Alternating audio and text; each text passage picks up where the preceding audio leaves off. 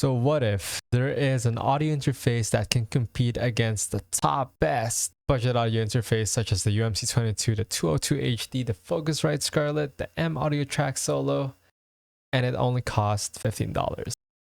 Well, this video exists, so it does exist. Anyway, today we're going to be unboxing the Teyun Q-12. I'm going to be telling you, how it worked for me, my experience with it, and just do a little bit of testing with it. Just a little disclaimer, all throughout this video, you're going to be hearing me through the Rode Podmic that is being powered by, you guessed it, the Teyun Q-12, but I also do have some effects in it, such as a preamp, RN noise, which is a noise reduction plugin, and also EQ and a compressor. So yeah, I'm also going to do a raw test of this microphone, which is again the Rode Podmic, and also this, which is the F2's SL40, and also compare it with just the USB version of this, and of course the aux that is being powered by the Teyun Q-12, just so you can hear a little bit of different. Anyway, let's proceed to the unboxing. So this is the box of the Teyun Q-12, and let's unbox it right now. But let me tell you a short story while we are unboxing it. Basically, I found this audio interface through Lazada and also a little bit of research. Basically, it has a 5 out of 5 star rating on Lazada. Lazada, by the way, is kind of like an Amazon for the Philippines and Asian market. It is around 900 Philippine peso or around $15 USD on that shop. So I decided to buy it. And of course, I did my research. It can easily power the Rode Podmic, even the Shure SM7B, while having enough power to actually power a power-hungry headphones, like proper headphones with proper need for proper amps. So it's a pretty good one. It's only 16-bit with 48 kilohertz, but most small content creators to even intermediate ones will appreciate how budget-friendly this audio interface is, and it's capable of powering basically anything that those creators would use. It's so cheap, but it is a true audio interface. And as what you've seen with the unboxing while I was telling my short story, we've unboxed the Teyun Q-12 and here it is on your screen, but it also came with a cable, and that's pretty much it, and with a big ass manual that you don't really have to read. Anyway, let's proceed.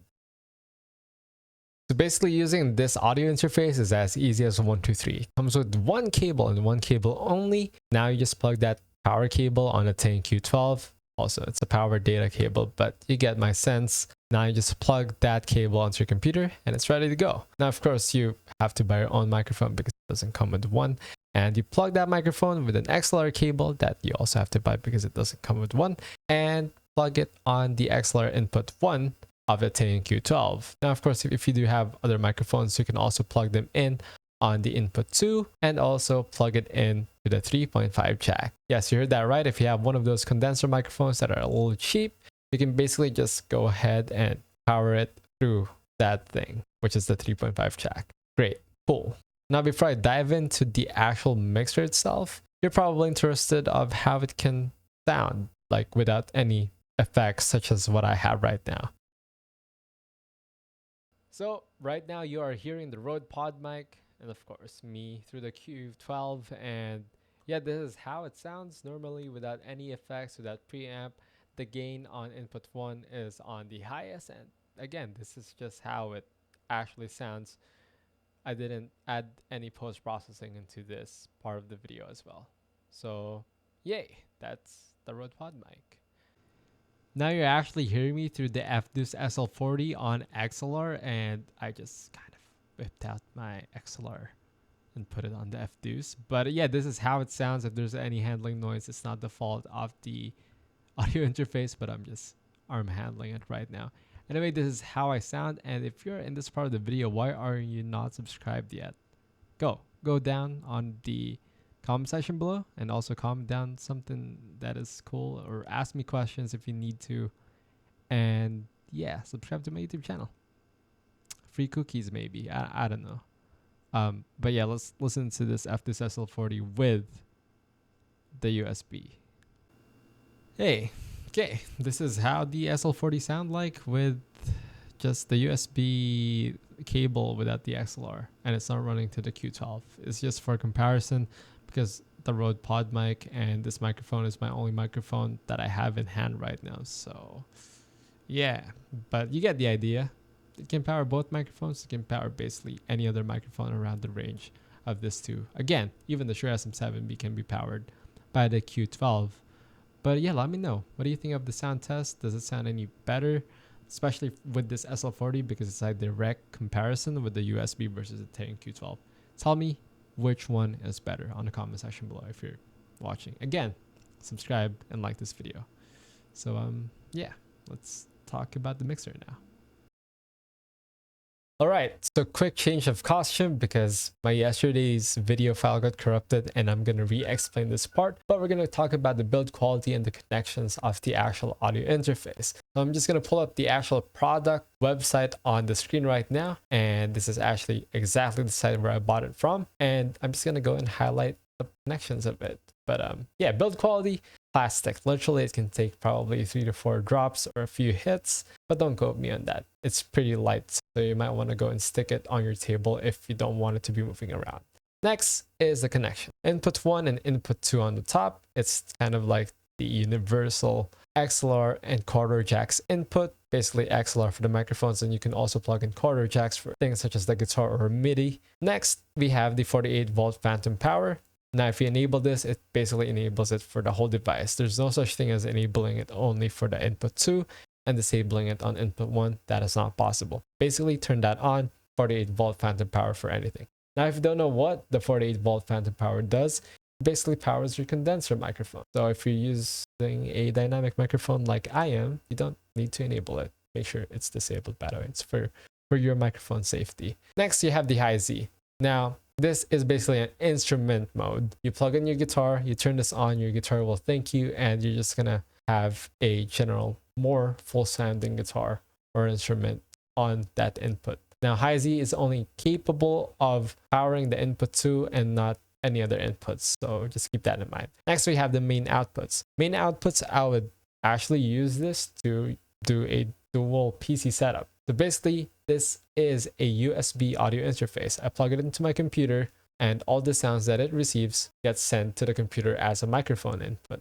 Now, main outputs, it's kind of like an analog to digital type of thing. You plug your 1/4-inch jack left and right, and then you plug those into another PC as a 3.5mm jack, and it's also going to receive the same thing. Basically, you have 2 outputs on this device. So, good?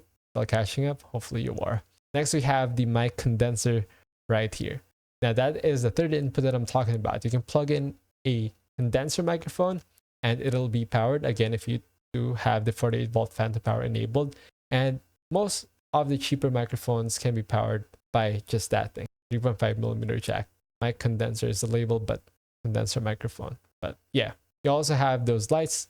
If you have the 48-volt phantom power, that would light up. The power is, of course, just the power. If you have that plugged in, the audio interface is powered, so that's also going to light up. We also have some signal lights. That's what I call them. As you can see, you have the SIG. Green means it's hearing you. The audio interface is hearing your microphone, and it's not peaking. Again, if it's peaking, it's basically clipping, and clipping means your audio is distorted or you're shouting at your microphone too loud that it can't register or properly function with your mic anymore. So yeah. Next, on the middle right, we have the headphone monitoring interface. You plug your IEMs in there, headphones whatsoever, and you can actually monitor yourself talking live with no interruptions, no nothing. You can just hear it live, no latency.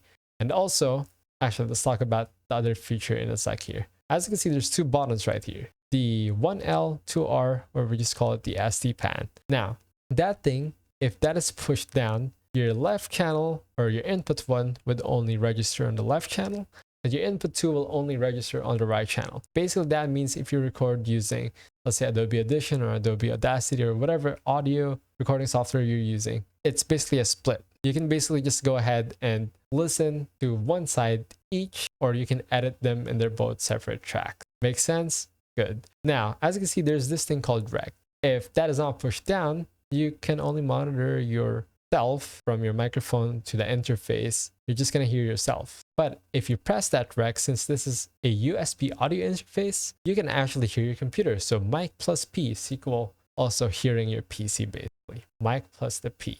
C.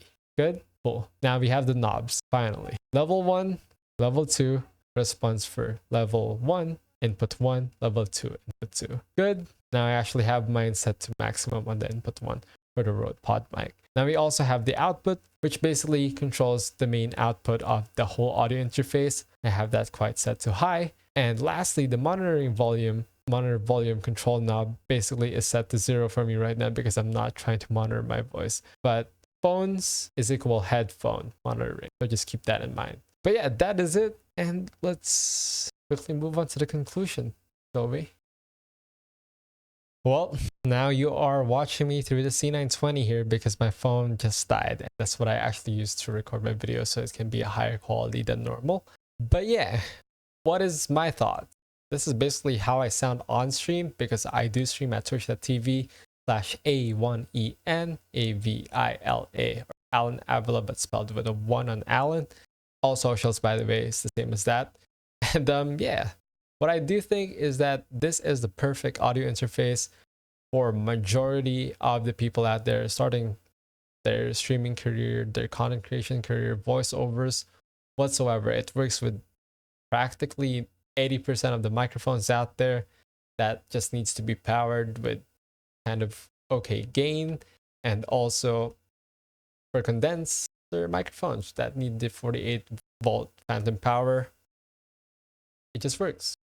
But hold up, this is the Rugste audio interface, and it's kind of like a copycat of the Focusrite Scarlett, but this thing is about $30, and it doesn't even sound as good as a Teyun Q-12. So just don't get fooled by the looks.